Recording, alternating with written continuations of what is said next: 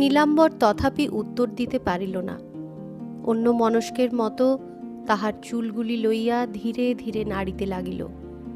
এমনি সময়ে দ্বারের বাহিরে পুরানো ঝি সুন্দরী ডাকিয়া বলিল, বৌমা, উনুন জেলে দেব কি?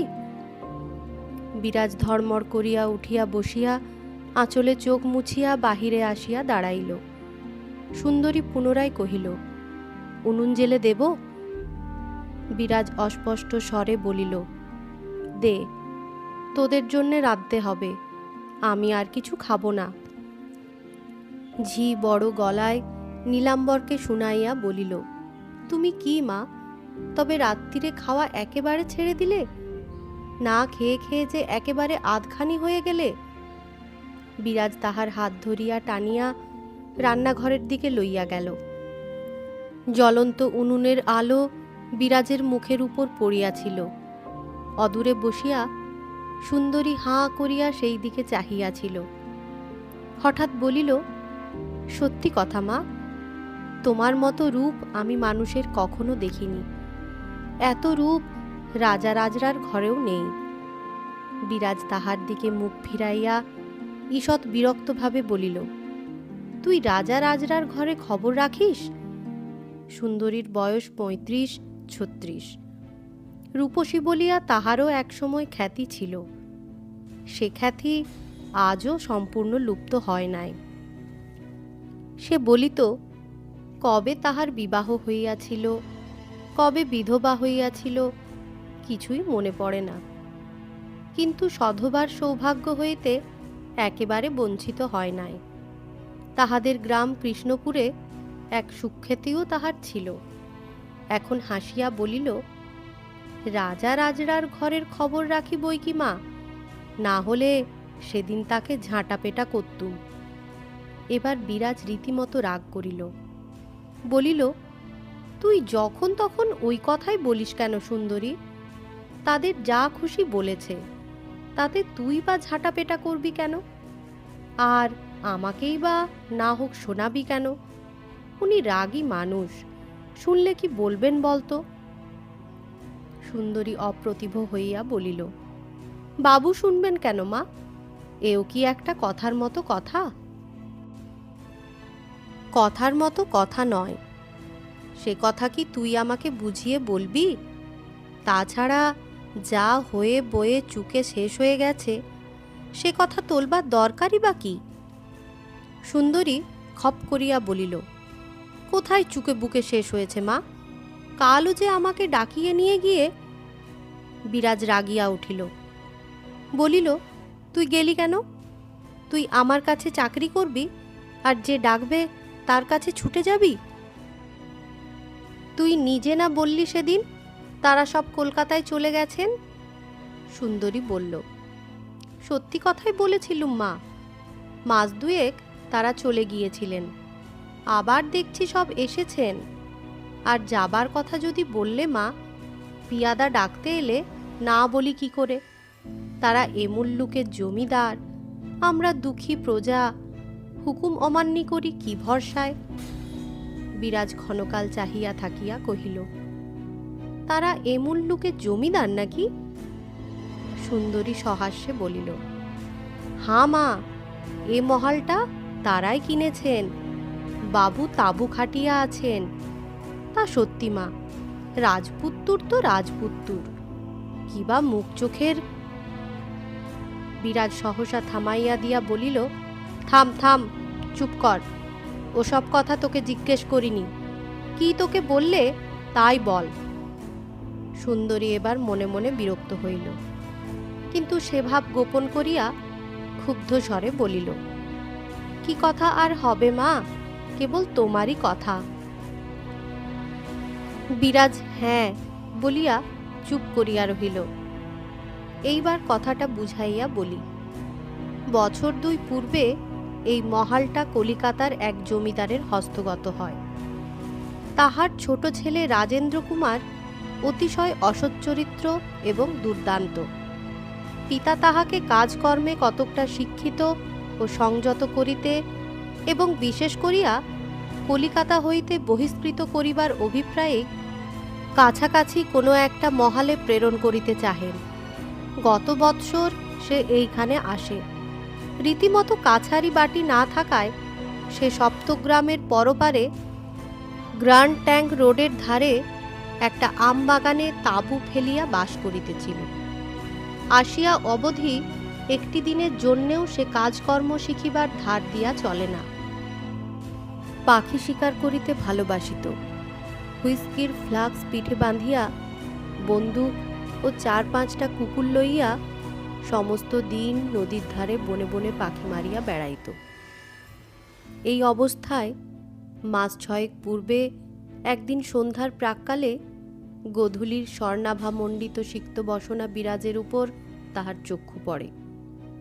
বিরাজের এই ঘাটটি চারিদিকের বড় বড় গাছে আবৃত থাকায় কোনো দিক হইতে দেখা যাইত না। বিরাজ নিঃশঙ্ক চিত্তে গা ধুইয়া পূর্ণ কলস তুলিয়া লইয়া উপর দিকে চক্ষু তুলিতেই এই অপরিচিত লোকটির সহিত চোখাচোখি হইয়া গেল। রাজেন্দ্র পাখির সন্ধান করিতে করিতে এদিকে আসিয়াছিল। অদূরস্থিত সমাধিস্তূপের উপর দাঁড়াইয়া সে বিরাজকে দেখিল। মানুষের এত রূপ হয়!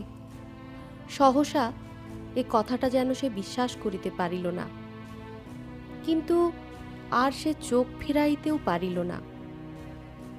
অপলক দৃষ্টিতে চিত্রার্পিতের ন্যায় সেই অতুল্য অপরিসীম রূপরাশি বিভোর হইয়া দেখিতে লাগিল। বিরাজ আর্দ্র বসনে কোনো মতে লজ্জা নিবারণ করিয়া দ্রুতপদে প্রস্থান করিল। রাজেন্দ্র স্তব্ধ হইয়া আরও কিছুক্ষণ দাঁড়াইয়া থাকিয়া ধীরে ধীরে চলিয়া গেল। ভাবিতে ভাবিতে গেল, কেমন করিয়া এমন সম্ভব হইল? এই অরণ্য পরিবৃত ভদ্র সমাজ পরিত্যক্ত ক্ষুদ্র পাড়াগাঁয়ের মধ্যে এত রূপ কেমন করিয়া কি করিয়া আসিল? এই অদৃষ্টপূর্ব সৌন্দর্যময়ীর পরিচয় সে সন্ধান করিয়া সেই রাত্রেই জানিয়া লইল, এবং তখন হইতেই এই একমাত্র চিন্তা ব্যতীত তাহার আর দ্বিতীয় চিন্তা রহিল না। ইহার পরে আরও 2 বার বিরাজের চোখে চোখে পড়িয়াছিল। বিরাজ বাড়িতে আসিয়া সুন্দরীকে ডাকিয়া বলিল, যাত সুন্দরী, ঘাটের ধারে কে একটা লোক পীঠস্থানের উপর দাঁড়িয়ে আছে, মানা করে দিগে যেন আর কোনো দিন আমাদের বাগানে না ঢোকে। সুন্দরী মানা করিতে আসিল, কিন্তু নিকটে আসিয়া হতবুদ্ধি হইয়া গিয়া বলিল, বাবু আপনি? রাজেন্দ্র সুন্দরীর মুখের দিকে চাহিয়া জিজ্ঞাসা করিল, তুমি আমাকে চেনো নাকি? সুন্দরী বলিল, আজ্ঞে হাঁ বাবু, আপনাকে আর কে না চেনে।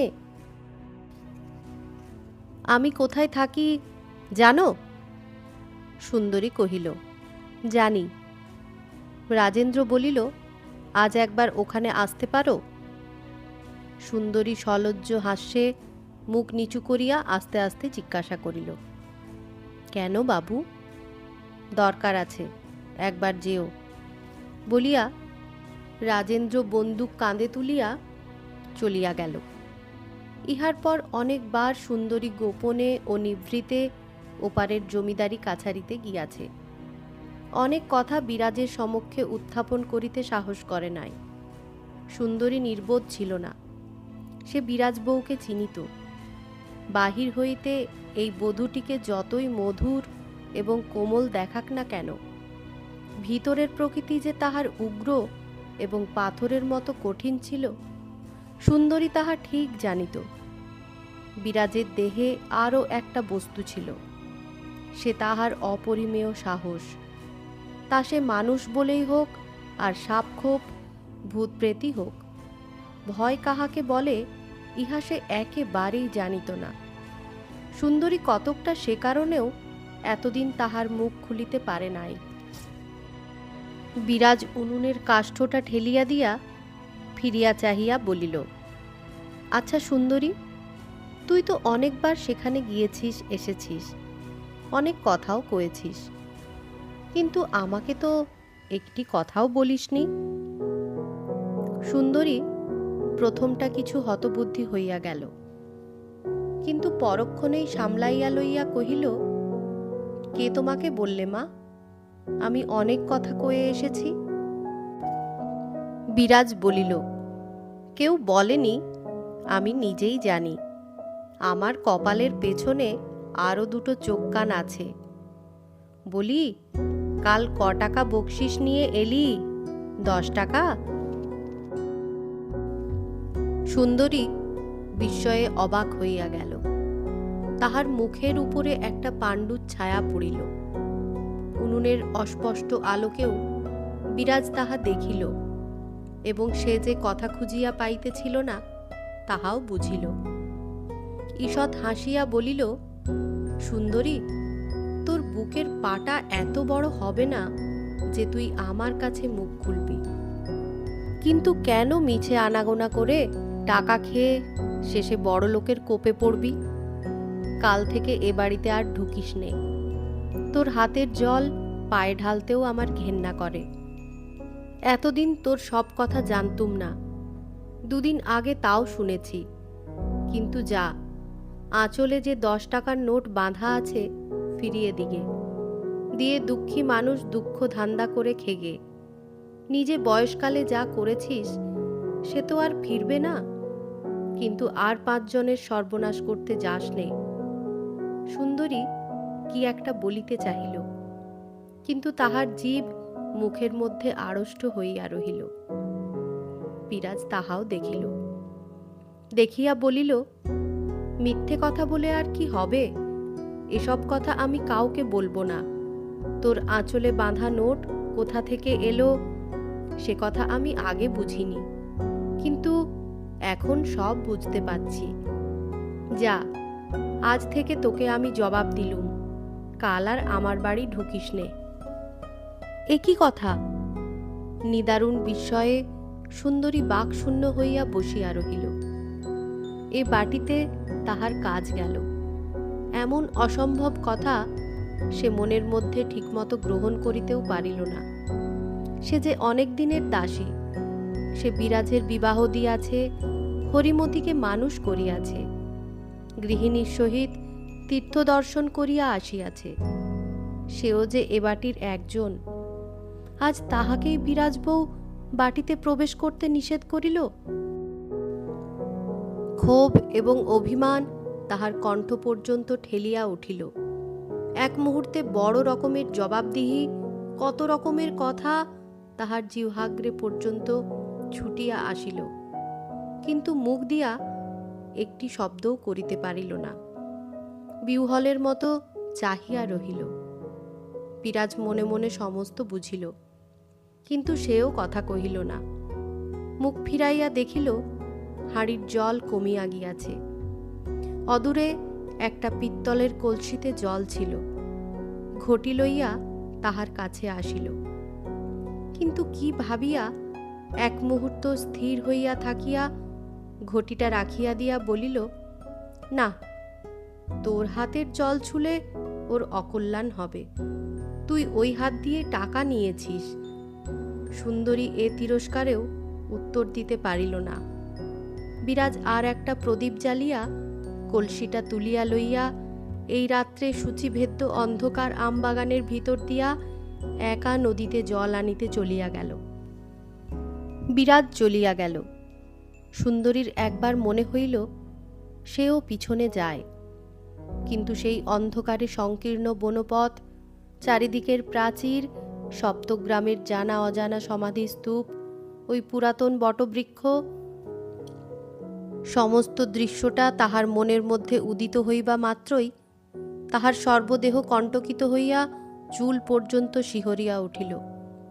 সে অস্ফুট স্বরে মাগো বলিয়া স্তব্ধ হইয়া বসিয়া রহিল। দিন 2 পরে নীলাম্বর বলিল, সুন্দরীকে দেখছি নে কেন বিরাজ? বিরাজ বলিল, আমি তাকে ছাড়িয়ে দিয়েছি। নীলাম্বর পরিহাস মনে করিয়া বলিল, বেশ করেছ, বলো না কি হয়েছে তার? বিরাজ বলিল, কি আবার হবে, আমি সত্যিই তাকে ছাড়িয়ে দিয়েছি। নীলাম্বর তথাপি কথাটা বিশ্বাস করিতে পারিল না। অতিশয় বিস্মিত হইয়া মুখপানে চাহিয়া বলিল, তাকে ছাড়িয়ে দেবে কি করে? আর সে যত দোষী করুক, কতদিনের পুরনো লোক তা জানো? কি করেছিল সে? বিরাজ বলিল, ভালো বুঝেছি তাই ছাড়িয়ে দিয়েছি। নীলাম্বর বিরক্ত হইল, বলিল, কিসে ভালো বুঝলে তাই জিজ্ঞেস করছি। বিরাজ স্বামীর মনের ভাব বুঝিল। ক্ষণকাল নিঃশব্দে মুখপানে চাহিয়া থাকিয়া বলিল, আমি ভালো বুঝেছি, ছাড়িয়ে দিয়েছি। তুমি ভালো বুঝো, ফিরিয়ে আনোগে। বলিয়া উত্তরের জন্য অপেক্ষা না করিয়া রান্নাঘরে চলিয়া গেল। নীলাম্বর বুঝিল বিরাজ রাগিয়াছে, আর কোনো কথা কহিল না। সে ঘণ্টাখানেক পরে ফিরিয়া আসিয়া রান্নাঘরের দরজার বাহিরে দাঁড়াইয়া ধীরে ধীরে বলিল, কিন্তু ছাড়িয়ে যে দিলে, কাজ করবে কে? এবার বিরাজ মুখ ফিরাইয়া হাসিল। তাহার পরে বলিল, তুমি? নীলাম্বর হাসিয়া বলিল, তবে দাও, এটো বাসনগুলো মেজে ধুইয়া আনি। বিরাজ হাতের খুন্তিটা ঝনাত করিয়া ফেলিয়া হাত ধুইয়া কাছে আসিয়া পায়ের ধুলা মাথায় লইয়া বলিল, যাও তুমি এখান থেকে, একটা তামাশা করবার জো নেই। তাহলে এমন কথা বলে বসবে যে কানে শুনলে পাপ হয়। নীলাম্বর অপ্রতিভ হইয়া বলিল, এও কানে শুনলে পাপ হয়? তোর পাপ যে কিসে হয় না তা তো বুঝি নে বিরাজ। বিরাজ বলিল, তুমি সব বোঝো, না বুঝলে এত কাজ থাকতে এটো বাসনের কথা তুলতে না। যাও, আর বেলা করো না, স্নান করে এসো, আমার রান্না হয়ে গেছে। নীলাম্বর চৌকাঠের উপর বসিয়া পড়িয়া বলিল, সত্যি কথা বিরাজ, সংসারের কাজকর্ম করবে কে?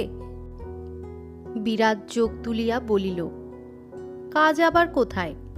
পুঁটি নেই, ঠাকুর পোড়া নেই, আমিই তো কাজের অভাবে সারাদিন বসে বসে কাটাই। বেশ তো, কাজ যখন আটকাবে তখন তোমাকে জানাবো। নীলাম্বর বলিল, না বিরাজ, সে হবে না। দাসী চাকরের কাজ আমি তোমায় করতে দিতে পারবো না। সুন্দরী কোনো দোষ করেনি, শুধু খরচ বাঁচাবার জন্য তুমি তাকে সরিয়ে দিয়েছ। বলো সত্যি কি না? বিরাজ বলিল, না, সত্যি নয়। সে যথার্থই দোষ করেছে। কি দোষ? তা আমি বলবো না। যাও, আর বসে থেকো না, স্নান করে এসো। বলিয়া বিরাজও দরজা দিয়া বাহির হইয়া গেল। খানিক পরে ফিরিয়া আসিয়া নীলাম্বরকে এইভাবে বসিয়া থাকিতে দেখিয়া সে বলিল, কই গেলে না? এখনো বসে আছো যে? নীলাম্বর মৃদু স্বরে বলিল, যাই। কিন্তু বিরাজ, এ তো আমি সইতে পারবো না। তোমাকে উচ্চবৃত্তি করতে দেব কি করে? কথাটা শুনিয়া বিরাজ খুশি হইল না। ক্ষণকাল চাহিয়া থাকিয়া বলিল, কি করবে শুনি? সুন্দরীকে না চাও, আর কোনো লোক রাখি? তুমি একাই বা থাকবে কি করে? যেমন করেই থাকি না কেন, আমি আর লোক চাই নে। নীলাম্বর বলিল, না, সে হবে না। যতক্ষণ সংসারে আছি ততদিন মান অপমানও আছে। পাড়ার লোকে শুনলে কি বলবে? বিরাজ অদূরে বসিয়া পড়িয়া বলিল, পাড়ার লোকে শুনলে কি বলবে এইটাই তোমার আসল ভয়? আমি কি করে থাকবো, আমার দুঃখ কষ্ট হবে, এ কেবল তোমার একটা ছল। নীলাম্বর ক্ষুব্ধ বিস্ময়ে চোখ তুলিয়া বলিল, ছল? বিরাজ বলিল, হাঁ, ছল। আজকাল আমি সব দেখেছি। আমার মুখের দিকে যদি চাইতে, আমার দুঃখ ভাবতে, আমার একটা কথাও যদি শুনতে, তাহলে আজ আমার এ অবস্থা হতো না। নীলাম্বর বলিল, তোমার একটা কথাও শুনিনি? বিরাজ জোর দিয়া বলিল, না, একটাও না। যখন যা বলেছি তাই কোনো না কোনো ছল করে উড়িয়ে দিয়েছ। তুমি কেবল ভেবেছ নিজের পাপ হবে, মিথ্যে কথা হবে, লোকের কাছে অপযশ হবে। একবারও ভেবেছ কি আমার কি হবে? নীলাম্বর বলিল, আমার পাপ কি তোমার পাপ নয়? আমার অপযশে কি তোমার অপযশ হবে না? এবার বিরাজ রীতিমতো ক্রুদ্ধ হইল, তীক্ষ্ণভাবে বলিল, দেখো, ওসব ছেলে ভুলানো কথা, ওতে ভুলবার বয়স আমার আর নেই। ক্ষণকাল চুপ করিয়া থাকিয়া বলিয়া উঠিল, কেবল তুমি নিজের কথা ভাবো, আর কিছু ভাবো না। অনেক দুঃখে আজ আমাকে একথা মুখ দিয়ে বার করতে হলো। আজ নিজের ঘরে আমাকে দাসী বৃত্তি করতে দিতে তোমার লজ্জা হচ্ছে, কিন্তু কাল যদি তোমার কিছু একটা হয়, পরশু যে আমাকে পরের ঘরে গিয়ে দুটো ভাতের জন্যে দাসী বৃত্তি করে বেড়াতে হবে। তবে একটা কথা এই যে, সে তোমাকে চোখেও দেখতে হবে না, কানে শুনতেও হবে না। কাজে কাজে তাতে তোমার লজ্জা তো হবে না, ভাবনা চিন্তা করবারও দরকার নেই, এই না? নীলাম্বর সহসা এ অভিযোগের উত্তর দিতে পারিল না। মাটির দিকে খানিকক্ষণ চুপ করিয়া চাহিয়া থাকিয়া চোখ তুলিয়া মৃদু কণ্ঠে বলিল, এ কখনো তোমার মনের কথা নয়। দুঃখ কষ্ট হয়েছে বলেই রাগ করে বলছো। তোমার কষ্ট আমি যে স্বর্গে বসেও সইতে পারবো না, এ তুমি ঠিক জানো। বিরাজ বলিল, তাই আগে জানতুম বটে, কিন্তু কষ্ট যে কি তা কষ্টে না পড়লে যেমন ঠিক বোঝা যায় না, পুরুষ মানুষের মায়া দয়াও তেমনি, সময় না হলে টের পাওয়া যায় না। কিন্তু তোমার সঙ্গে এই দুপুরবেলায় আমি রাগারাগি করতে চাইনে। যা বলছি তাই করো, যাও নিয়ে এসো। নীলাম্বর যাচ্ছি বলিয়াও চুপ করিয়া বসিয়া রহিল। বিরাজ পুনরায় কহিল, আজ 2 বছর হতে চলল পুঁটির আমার বিয়ে হয়েছে। তার আগে থেকে আজ পর্যন্ত সব কথা সেদিন আমি মনে মনে ভেবে দেখছিলুম। আমার একটি কথাও তুমি শোনোনি। যখন যা কিছু বলেছি সমস্তই একটা একটা করে কাটিয়ে দিয়ে নিজের ইচ্ছায় কাজ করে গেছো।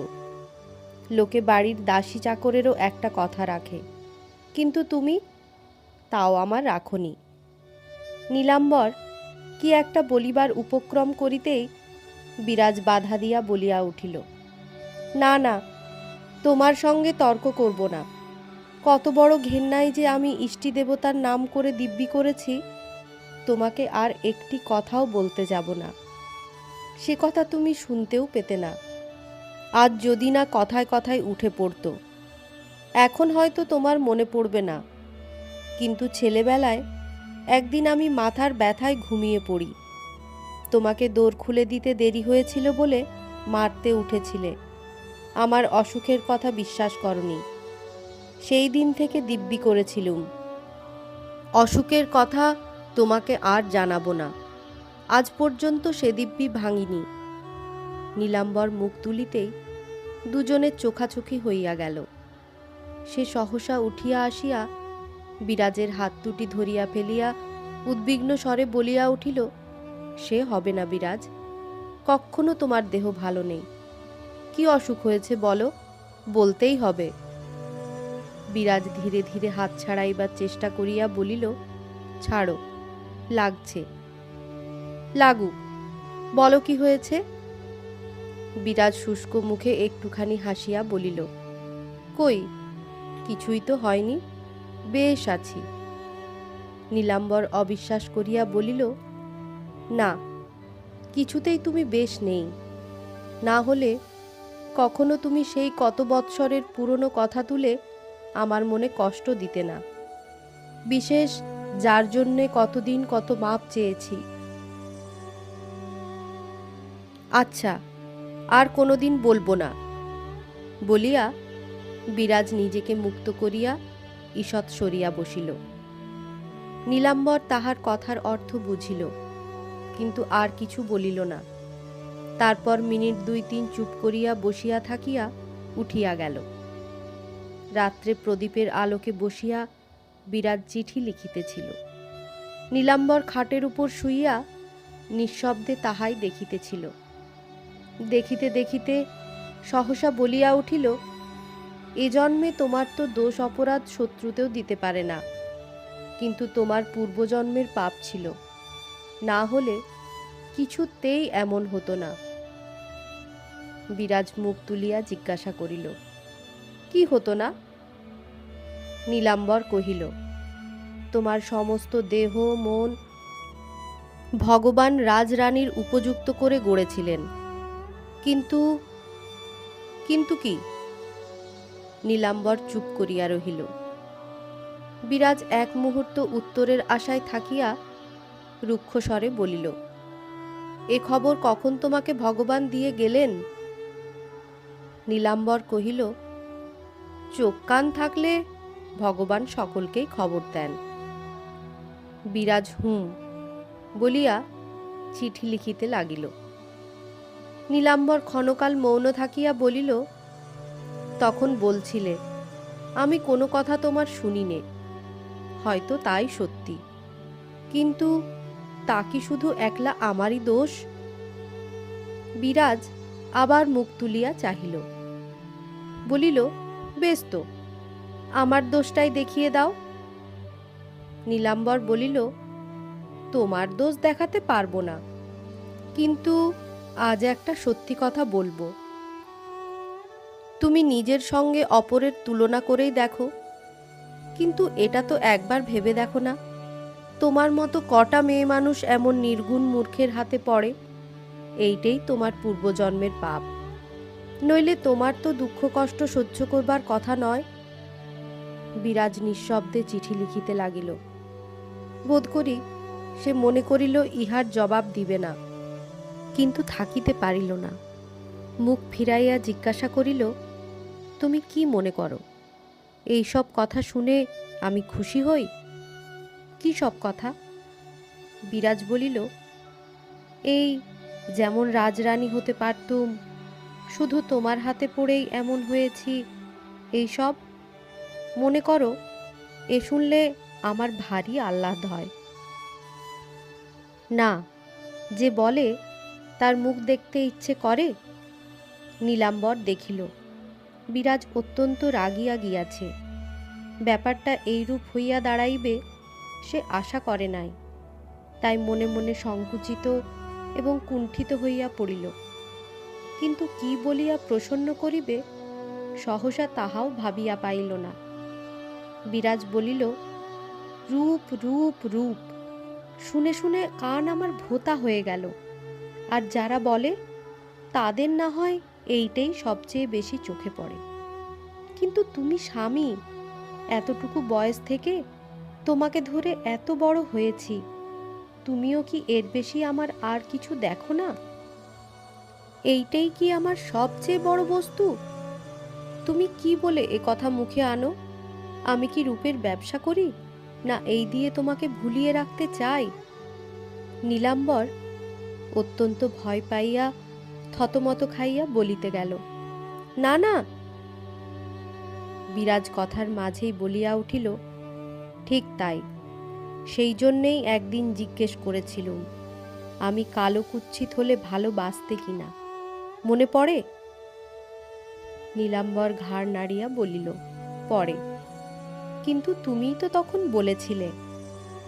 বিরাজ বলিল, হাঁ, বলেছিলুম আমি কালো কুৎসিত হলেও ভালোবাসতে, কেননা আমাকে বিয়ে করেছ, গেরস্তর মেয়ে, গেরস্তর বউ, আমাকে এসব কথা শোনাতে তোমার লজ্জা করে না? এর পূর্বেও আমাকে তুমি এ কথা বলেছ। বলিতে বলিতে তাহার ক্রোধে অভিমানে চোখে জল আসিয়া পড়িল এবং সে জল প্রদীপের আলোতে চকচক করিয়া উঠিল। নীলাম্বর দেখিতে পাইয়া তাড়াতাড়ি উঠিয়া আসিয়া তাহার হাত ধরিল। বিরাজ নিজেই একদিন বলিয়া দিয়াছিল, তিনি হাত ধরিলে আর তাহার রাগ থাকে না। নীলাম্বর সেই কথা হঠাৎ স্মরণ করিয়া উঠিয়া আসিয়া তাহার ডান হাতখানি নিজের দুই হাতের মধ্যে লইয়া পার্শ্বে উপবেশন করিয়া চুপ করিয়া রহিল। বিরাজ বাঁ হাত দিয়া নিজের চোখের জল মুছিয়া ফেলিল।